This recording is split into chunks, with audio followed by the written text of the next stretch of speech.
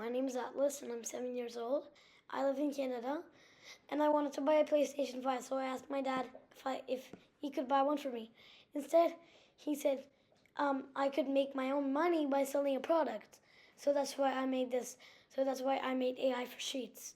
You press AI Assistant, you press Open Settings. You choose your AI provider.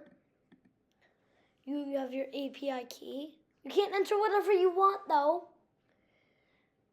You have your model. Like if I say, it's right now it shows ChatGPT, but if I say if I say this, and then I will do yeah. And I'll go with ChatGPT today. You have your temperature of focus and creativity, your max tokens, and then you have your available functions and your usage whatever. You have like your requests and input tokens and output tokens and stuff like that. Press save settings. It's saved because it has that green thing.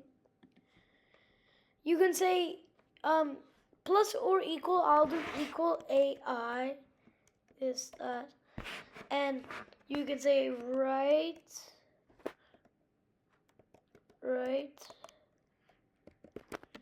a poem about AI, and then you go like that, and then it loads. And don't think it says an error when it's loading. And then it says that please rate this a 5-star product. Thank you for trying out this product.